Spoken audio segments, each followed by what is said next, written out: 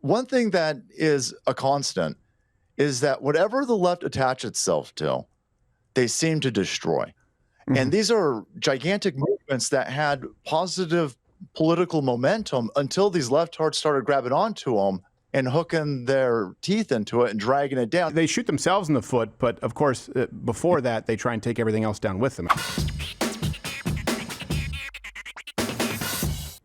All right, Mr. Could you bring him up? I can't see. There you go. Mr. Salty Cracker. It's Salty Cracker, the Salty Cracker on Rumble, Salty Cracker on YouTube. Can you see me, hear me, sir? Welcome to the show. Hey, thanks for having me. I am glad to have. Is that Abraham Lincoln in Apollo Creed shorts? It's the Abraham Lincoln in the background is kind of the co-host of the show. Oh, okay. Very. He's really more of a motif at that point, but it is pretty cool. When I have to tell my kids stories, I'm like, tell me stories about your childhood. I don't remember in bath time, so I've been going through the entire Rocky saga lately. Okay. I'm like, and do you know what Mickey said? He said, what? He said, get up, you son of a bitch. Oh, that's weird. My son's like, I don't know what this is. I'm like, yeah, wait till I tell you about Mr. T, but that's tomorrow at bedtime. This is real. Yeah, I don't want to take a bath. It's going to be a great show. Yeah, exactly. Hey, Mr. Cracker, for people who are maybe new to you, and I know most of them have obviously seen you, tell them your story, how you got into this. Mine was obviously a straighter path. I started as a comedian, and so I just started doing YouTube. But you were a teacher in California. What made you say, like, you know what, I want to roast people online? Well, so I was a public school teacher, and everybody is kind of getting a glimpse now of what I was able to see when I was in there. And we were holding these staff meetings, and you got this profession that's portrayed as loving with all those left-wing platitudes that they love to hold. But meanwhile, when we're having our meetings that you guys aren't able to see, we're talking about screwing you over, and like, yeah, we were supposed to take a pay cut, and they're like, well, we're going to be these days off that we had to take. I forgot what that was called. Head days. When the city can't pay for it anymore. Yeah. And they're like, should we put it on Monday or Friday? Furloughed. Yeah, furloughed. And they're like, no, let's put it on Wednesday, and let's make the parents feel it. That you're going to put it purposely on. That was the minute that I snapped. I was watching this room full of teachers purposely planning to screw over all the people that pay us. Mm-hmm. And we're using their kids to, and I was like, I got to get the hell out of this place. And so I just quit. Wow. And you were referring to the true heroes, correct? I just want to make sure we're discussing the same people. Yeah. The ones that choose love over hate. Correct. Yes. Yeah. I just want to make sure that I have this right, because teachers, public school teachers, as well as nurses, are nothing if not true heroes. Was that the moment that people use the term red pilled? Were you always more right leaning, and then did you just snap? You had enough, or was that the moment where you said, you know, maybe I should look into all this stuff and realized it was a crock of shit? Yeah, no, I don't know if that was the moment. I had been, I guess, red pilled before then. I was one of these idiots who got suckered by Obama because I was watching. I had turned draft age right around 9/11. I was sitting there going, "Oh, I'm gonna get sent to Afghanistan to fight Iraqis where Saudis attacked us." I was sitting there going, "This isn't making any sense." And then Obama was like, "Well, we're not going to do that." And then he did everything George Bush did, and then he did it worse. And I was like, "Oh, this is a completely rigged game over here." Yeah. And then that's how I started finding other information sources, and I was like, "Oh crap! Everything I know is stupid." Right. And that's the thing, is you came in during that era. I mean, I think YouTube was like 2006, but political stuff 2009. But the ecosystem is totally different. I think this is something that a lot of people aren't aware of. Back then, there wasn't really a need for a place like Rumble or other alternatives, because it was YouTube. And now it's just AI slop. And I know that's something that you've obviously championed for a while. Have you seen that transition? And where do you think the ecosystem goes with sort of big tech platforms, the ones that are sort of, placeholders right now? Yeah, no, you're absolutely right. So in 2005, YouTube was the alternative to CNN and ABC. And YouTube was the Rumble, and then they became CNN. Right. And so places like Rumble are going to continue to see continued expansion. And should these Democrats, if they're able to fortify another election, that clamping down that you saw in 2020, they're going to go right back to it. It's going to be even worse. And so these places like Rumble are hugely important, and X and stuff like that, places that aren't overly compromised and have a track record of telling entire countries to screw off when they're told to censor their content in those countries. Yeah, well, that's one thing I would say. Rumble has a better track record than X with that. They just told they told these countries, like, well, then fine. Sorry, Brazil, we're not going to be there. Like, all right, fine, Russia, then I guess you're not going to run us then. Okay. Let me ask you, what do you think, because we've seen these sort of transitions, and I've seen so many people rise and fall, been around. I've defied the clock at this point, so I'm happy to be here. What do you think is the single biggest issue, like most pivotal issue that maybe turns most people right now or has brought most people into the fold, or you think will be a flashpoint moving forward as far as a cultural shift? There's a lot out there, but does anything stick out to you right now, like this is the winning issue or this is the most important one? Yeah, it's hard to pick an issue because things are going crazy so fast and these different issues are popping up left and right. But, one thing that is a constant is that whatever the left attach itself to, they seem to destroy. Mm-hmm. And these are gigantic movements that had positive political momentum until these leftards started grabbing onto them and hooking their teeth into it and dragging it down. And you mentioned it a little bit earlier in the show, and I'm seeing it more and more, especially in the newsfeed today. The left wing is bringing down these Epstein survivors. Of a year ago, when these Epstein survivors were on the steps of the Capitol and they were talking about how, we need to get the Epstein files released and we need to get these people accountable, everybody was on their side. And then they started making ads, and then they made a Super Bowl ad, and then they keep going out there. They keep telling everybody that they got a list. And people were very tentative about pointing out that, why don't you release the list? Mm-hmm. Why don't you tell us who's on the list? And now there's a crashing crescendo where people are sitting there going, shut up and release the list. And I'm sitting there going, you lefties, you have brought down rape survivors. So yeah. Pretty much. They've done this. They destroyed BLM. They destroyed. Look at the homophobic slurs you're seeing all over the place that 20-year-olds are all using. Well, that's because you lefties attach yourself to the gay movement and you drag them down. Yeah. Well, they shoot themselves in the foot, but of course, before that, they try and take everything else down with them. I mean, I say, is there anything that you can look at and say, okay, Department of Education, is that successful?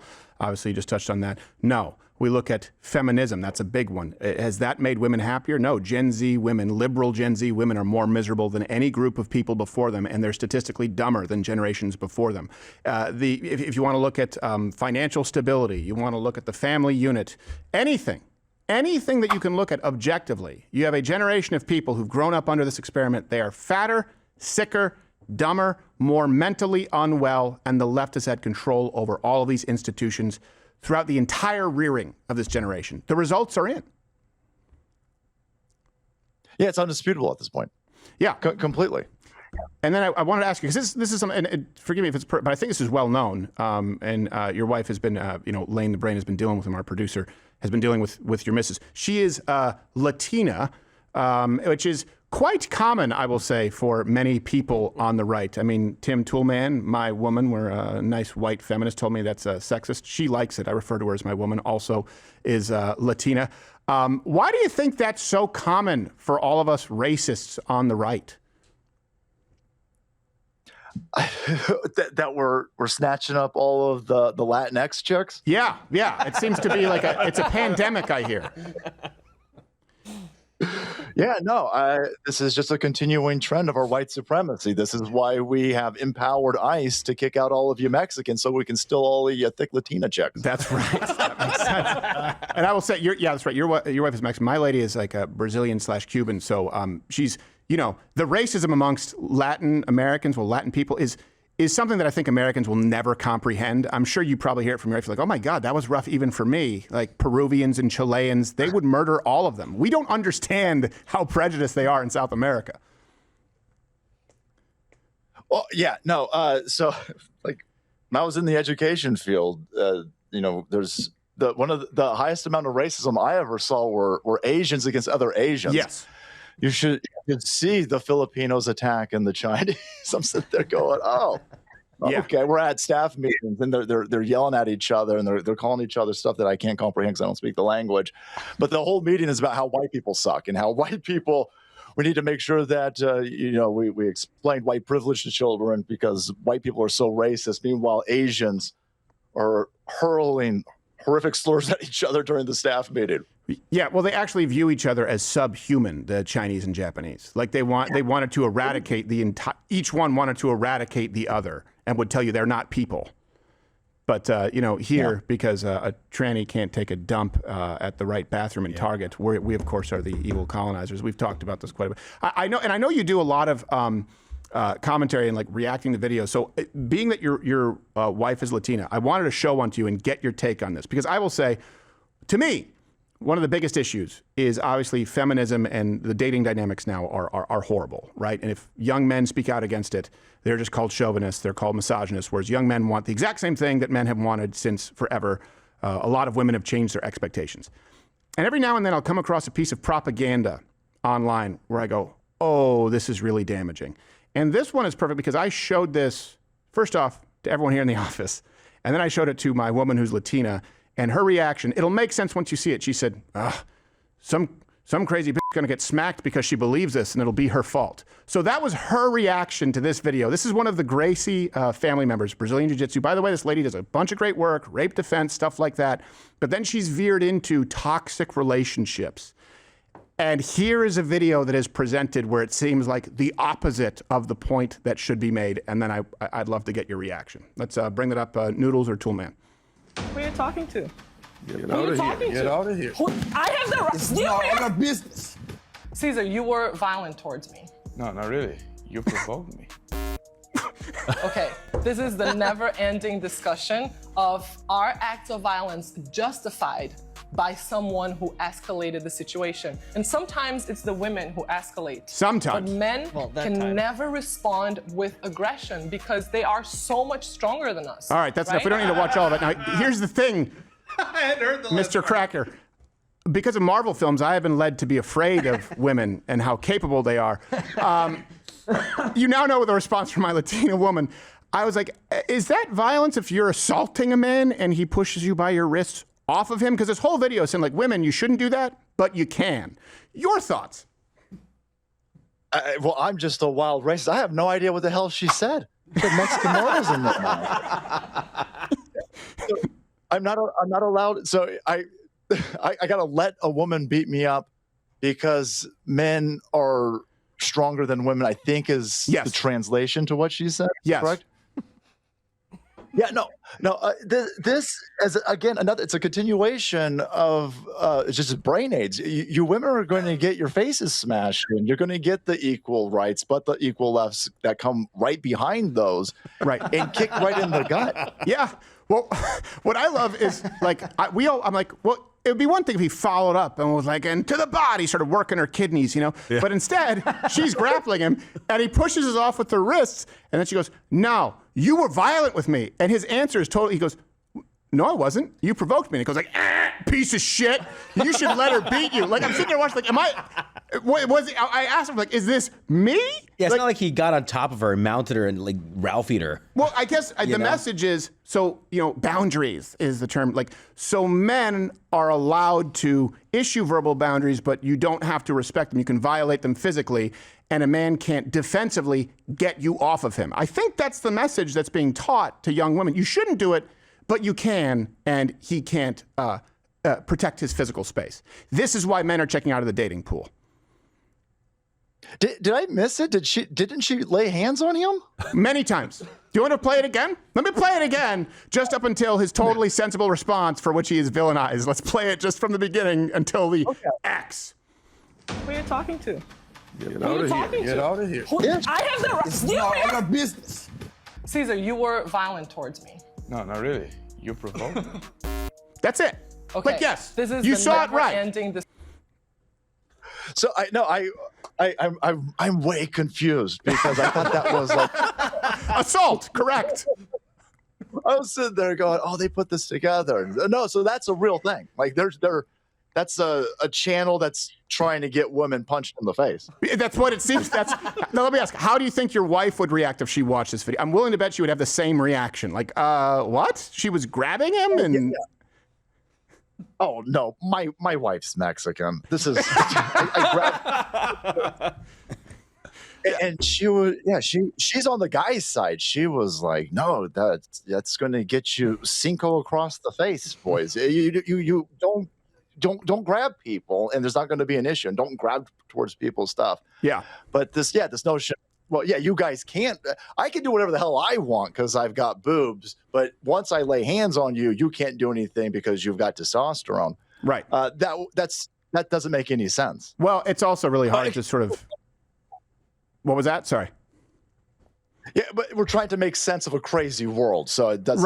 Right. And you have to apply this across the board, and then you apply that to whether it's divorce laws, you apply that to dating apps, you apply that to Me Too, where a lot of young men just say, "Hey, it's a no-win situation, it's a no-win proposition," and they check out, and then of course the same feminists go like, "Oh, really? Because you have a small PP? Is that what?" It's like, no, it's because I don't want to get hit and have to just turtle, and then you go out there and tell everyone how I was, a piece of crap for pushing you off of me. Like, young men are very concerned. We can see it reflected in the stats.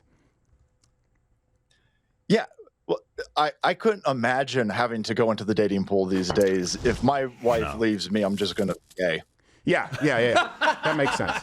It'd be easier for sure. Plus, they have the PrEP pill now, so, AIDS isn't really a concern as I understand it. It's like, I love, don't you remember when we grew up, like, it's not just a gay disease. And now you see it, it's like, well, could have tricked me with the PrEP pill commercial. Yeah. It's basically a George Michael music video. It's just a bunch of guys banging each other and like, good thing I have PrEP. You're like, okay, all right.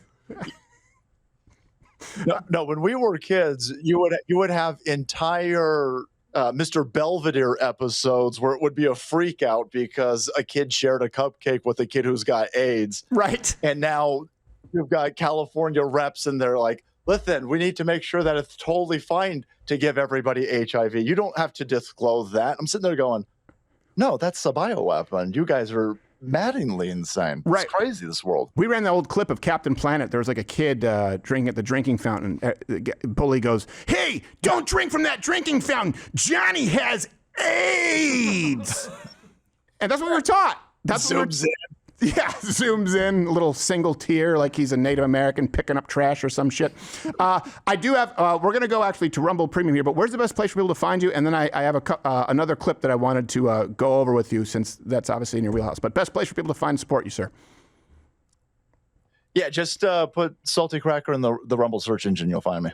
Yes, and you heard it here first. If his wife leaves him, he will turn gay. Salty Cracker, Rumble Premium, let's go. You hear that, Gerald?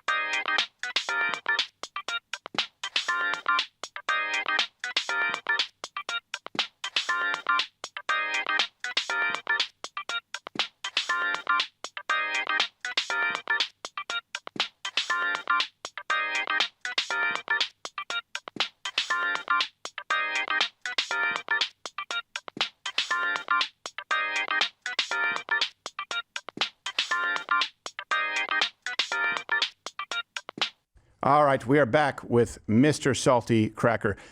Still using, wait, that's not the RE20 microphone. Which one is that? Or is it the RE20, just the black one? Oh, I'm not sure. Yeah, I used to have a microphone similar to that. Oh, no, never mind. It's not. The reason I changed it is because it was too easy to Photoshop it like a dick in my face. So it was a big problem. It was happening a lot. That's how it started. Because I had it like, here, and then I just saw the Photoshops coming in. I'm like, well, that's kind of my fault. I walked into it. The internet is balls on it. Yeah, exactly. I was like, I mean, what am I going to expect? The internet to not Photoshop a penis onto a microphone like that? It doesn't help that it was tan colored. It didn't help. No, it didn't help. It looked like it had jaundice. Have you seen this other clip here, Salty, that was, what was it, the carjacking in Chile? Have you seen this one? Where they try to carjack these people in a car, and it's exactly how you should handle it? Well, yes. Yeah.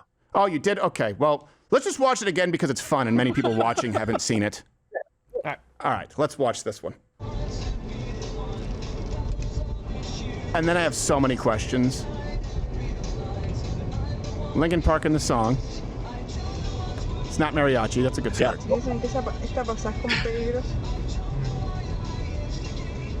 For those of you watching, guys, trust me, it's worth it. Hear it. Stop. There. Boom. Keep going and shift. And first off, that's how you deal with a carjacker. That's perfect. Yes. Second, I don't understand what the carjackers were thinking. Like, they were stopping, where at best, they would ram into the back of the car. There's no way that someone could slow down, and the most likely scenario is exactly what happened. Does that just mean that criminals are so bold they don't fear consequences anymore? Because this is a feel-good story of the year to me. Yeah, I was wondering that. I was wondering if so this happened in Chile. I wonder if they're so screwed up with lefty lesbian commies down there that the person running over the carjacker is going to get in trouble. Yeah, because that's the kind of stuff that you hear in Democrat-run places where we can't run you over if you're shooting at our car. Right. Yeah, it could be that. It could just be really stupid criminals. I'm not entirely sure, but we had that in Canada. Where they I believe it was the mayor saying, "Leave your car keys at the front of your house or apartment, so that the criminals don't have to go in too far, and they'll just steal it right there." And the point is, this is Chile. Pinochet wasn't all wrong. Your thoughts? Yeah, flying a helicopter. Yeah. I mean, like I had a guy who worked here, Toolman knows, from Colombia. I just spoke with him not that long ago. Yeah. And he said, look, the reason that Pinochet wasn't wrong, he goes, you have to understand that we either have a choice of communists or guerrillas who will kill communists. He's like, that's our choice. So when you understand that, a lot of people in Chile still like Pinochet. And it made sense. Yes, I'm starting to understand that, because in order for you to have communism, you've got to throw all objective reality out the window. Mm-hmm. And that's a big problem for productive people. It's a big problem for people who've got a savings account or a stable job or a family. And it'll get to a certain point where, people will be fine watching it rain commies out of helicopters. Yeah, I'm okay with that. I think it's kind of, it was sort of a throwback now. Everything old is new again, like styles, the 80s and 90s. It's okay. I've never stopped, but it's cool to start hating communists again, because I think people are realizing, the root of all of this really is Marxism, and by proxy feminism. Like, it's all the same problem. McCarthy was right. Yeah. Yeah, it's weird. It's sitting there going, yeah, everybody thought he was insane. Oh, Hollywood's full of red commies, pinko commies. No, he didn't sound the alarm hard enough. 100% right. I mean, a few people lost out on a couple commercials here and there, but outside of that, it was a net positive. It was a net positive if we'd have gone with his advice. I like that they're playing Linkin Park, though. Yeah. Yeah. It almost seems like as he's hitting him, it's like, I'm breaking your rib bones tonight. Bang! That's awesome. Then he's listening to Kate Bush in his head because he's rolling down that hill.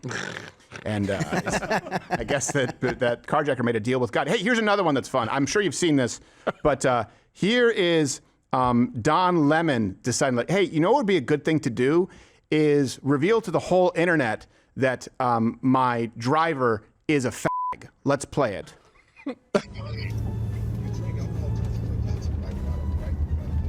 Do you know who I am? No. I want to hear that. My Come here. You're watching me. I swear I did not say It's the gayest way to shake a hand. Wait, I know that music. Now, don't upload that because I'm committing a serious crime, motherfucker. I would have hit 3 people this week. Yeah, I mean, come on, man. Don't do me like that. They go take my medallion. Have you seen that yet? And do you people? There's a debate here. Some people think it was a setup. I think it was genuine. Oh, you think it's genuine? Oh, yeah. No, there's no way I thought that was genuine. Really? He doesn't have an audience. His audience, if you look at the metrics and the analytics and the chat rate of his live show, it's botted, and even botted, it's not very impressive. And the fact that he found a black cab driver that speaks English and listens to English streaming shows, right? That's fucking ridiculous. Yeah, that's true. Okay.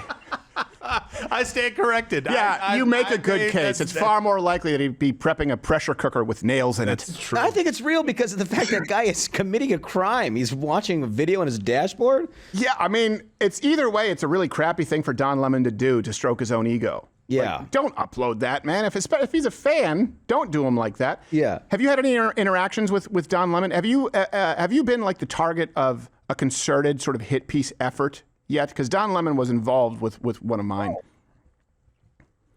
No, I always feel like I got to amp it up a little bit because somehow I'm never attacked by any of these outlets.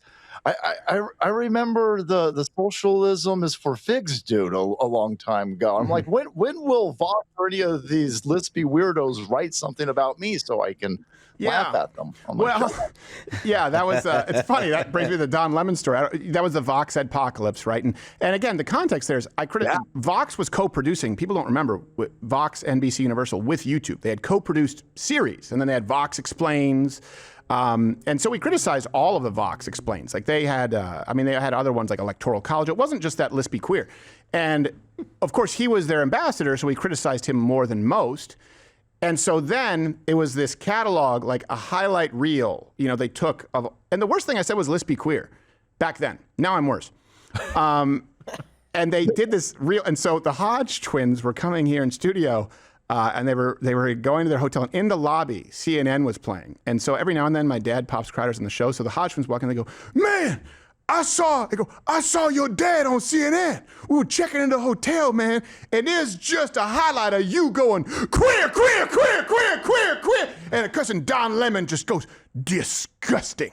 And then it goes back, and your dad's going, "Queer, very queer. I don't know if we should do this show." And I was like, oh. So Don Lemon was one of the first people to air it, and that's why I don't like him.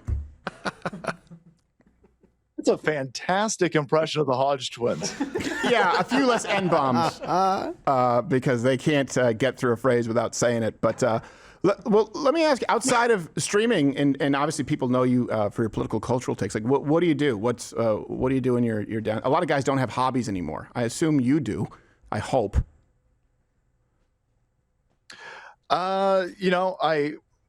If I can get outside, I like to dirt bike. I wanted a dirt bike as I grew up because I knew you could get them before you were 18, and we couldn't afford it. Yes. So I never got one. Yeah. No. Other than that, it's just I'm trying to just keep up with this news cycle that's constantly getting insane. Yeah. And so, do you think, because it's always easy for people to say like, oh, it's worse now. And then you look back and you're like, oh, the bubonic plague, there were definitely rough times in history. But as far as the accelerated decay and just the sheer speed at which changes are occurring, do you think that we actually are at an inflection point right now where we may not even recognize the world in 20, 30 years? Oh, we're definitely not going to recognize the world in 20 years. If you just look back the last 20 years, the evolution of the internet, social media, that was a gigantic leap. And what we're going into now with machine learning and AI and the stuff that it's producing, the world's going to look a little bit more insane. So I just think that, this isn't the worst the world's ever been. I think that because of the way that our technology has developed, it can easily feel that way. Mm-hmm. But I definitely feel that we're at some sort of like digital industrial revolution. Yeah. That we're going through, where that's helping amp up this craziness that we're seeing. Yeah. No, I think you're right, and I think there's a separation between cultural, then automation, and AI. The two are kind of different things. But culturally, do you think the momentum is going to swing back in the favor of traditionalism we see like with Gen Z men, or do you think it's just going to be a bigger gender divide like we're seeing, and it kind of be a stalemate? Yeah, no, I'm hoping so. I'm hoping to see it swing back. I'm optimistic looking at Bible sales. I'm optimistic at looking at young people having a resurgence of faith and going to church, and this turn away. I think the left went too far. I think I was playing that Bill Nye sex junk thing that he did a few years ago on my show the other day, and it's astonishing to see how far insane these people went with, go have promiscuous sex with anybody or anything. So what, it's a dog, it doesn't matter. Hey, don't look down on bestiality. It's your cousin's dog. All kinds of weird stuff. Right, he's paraphrasing. Yeah, and I think that that shook people. And yeah. I'm very thankful that, alternative creators were able to get out and show how insane that was, because Bill Nye was on covers of magazines, he was on Netflix, and they were really pumping him up and pushing that really disgusting message to people. And those messages have such bad outcomes that those people are going to sterilize themselves or possibly even off themselves in the short term, which will give the people who are sane a chance to outproduce them. Yeah. And the problem was those things were removed. I mean, early on when I was doing it, was just hate speech. It was removed. I ran into Bill Nye actually at South by Southwest. And the weird part of that meeting was I crashed a Cenk Uygur panel as Cenk because he refused to debate me back then. So I actually had a fake gut and bacon fat. I went into a bathroom, got ready, and I came out so I could go to his hall for the panel. And I crossed paths with Bill Nye, and he gave me a double take. And then I went to the wrong Marriott after the panel had started. So I had to get in one of those like pedal cabs in Austin as Cenk Uygur in character. And I've never been more uncomfortable in my life. But I had to do it. I didn't even want to. It was out of necessity.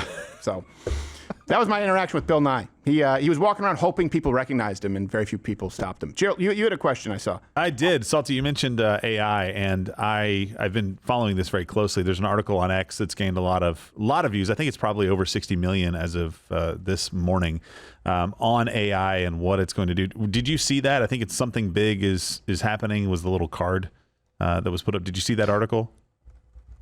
Is that where AI developed its own social media platform and they were talking to each other? Well, that's another dystopian movie that's coming out later. That was the Claude bots, the Molt bots, or whatever they are now. No, this was basically saying like the age of AI is going to change everything so dramatically. Like it's going to make a lot of the workforce irrelevant. And I was just curious, like what your thoughts were. You said the world's going to look very different. Do you think it's going to happen really fast? How's it going to happen? Like how much into this are you? I'm into it at a certain aspect. I use it a lot for generating thumbnails and aspects of that. And a year ago, it was impossible to really use it in an effective way. And now today, it's indistinguishable from like the subtle changes that I'm doing with the thumbnails. And I again, that took somebody's job. Like. Yeah. If I had employed somebody to do my thumbnails, that person's job is gone because AI does it. It does it instantly, does it quick, and the revisions are done.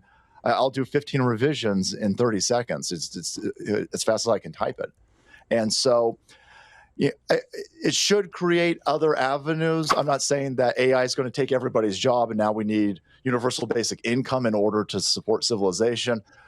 AI will come in, AI will take some people's jobs, but AI will also offer opportunities for people to become productive in a way that they couldn't possibly imagine a few years ago, which is the same thing that I think the internet and social media has done. There would be no way anybody would let me broadcast 10, 15 years ago. But the evolution in the social media platforms has allowed me to kind of just break in. Yeah, I agree with that to a degree. But then I have, another mind about it where I go, well, yeah, but the difference is a lot of these things were designed to be tools to serve humanity, whereas AI seems like the one that expressly could supplant it. Like, and by the way, no one's getting fired. I know I have people here who help with thumbnails and images and stuff, so just don't worry about it, guys. But it's, that's one thing that's concerning. Like, you look at, YouTube now. You can't find human reviews of anything. It's just AI slop. It's, top 5. I was looking for a review like on a grill. I couldn't find one. You used to be able to search and someone go, this is good, I recommend this. And it says like, this grill is for make great burgers, whatever whatever bullshit is said there. And YouTube favors it because it's an algorithm that determines, people will click it, people will watch it. So they have a vested interest in sort of pushing people out for the kind of content that pisses people off but gets clicks. Yeah, well, they're talking about the new CEO dude was talking about how you can use AI to make short, like it's just going to it'll take you and it'll just make shorts, it'll make content for you. And that type of AI slop, that seems every technology, the early internet had all of these different crazy widgets and gadgets, and even places like Prodigy don't exist anymore. So I think there's going to be a growing phase, and AI is going to be brutalized and abused to create AI slop. And I'm hoping that humanity doesn't ingest it, and the market forces us away from that. But we'll have to see what happens. Yeah, I hope so. The problem is we're facing different business models now with Silicon Valley, where it used to be, okay, you develop a product that people want, you find the appropriate price point, right, the invisible hand. But now it's just like Silicon Valley will hemorrhage money to get everyone into their ecosystem and then jack up the price. Because once upon a time, we're like, oh my God, I can't believe it's so cheap to just Uber across the city in comparison to cabs. So then the cabs go out of business, and they deserved to face consequences. But now Uber goes, and we're going to add a fee, and we're going to add a fee, and we're going to add a fee, because they could afford to hemorrhage money, and they just hope that it's more inconvenient to leave their ecosystem than to deal with the crap. And that's something that's concerning to me, where I don't know that there can be a correction as quickly as we need it. Yeah, the amount of money flooding into AI right now is staggering, and they can make real bad decisions for a real long time with how much runway they've been given with.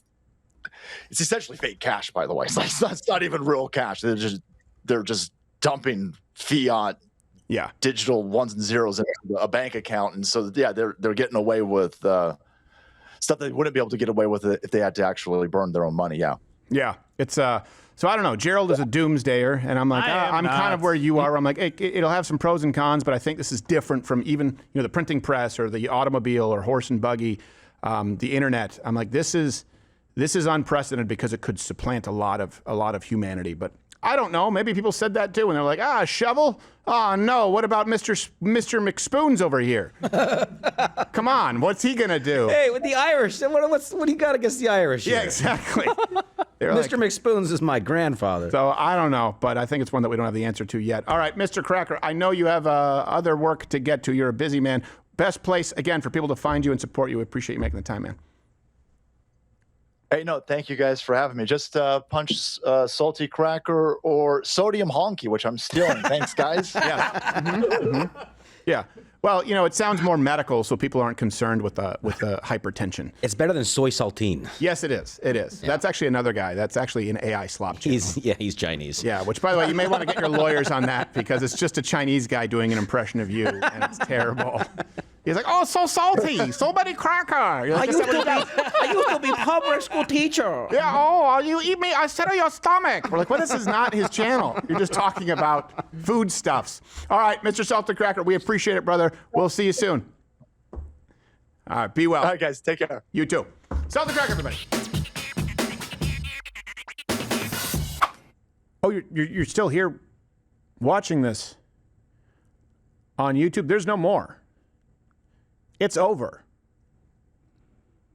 Just like YouTube. YouTube is over. It's not a thing anymore.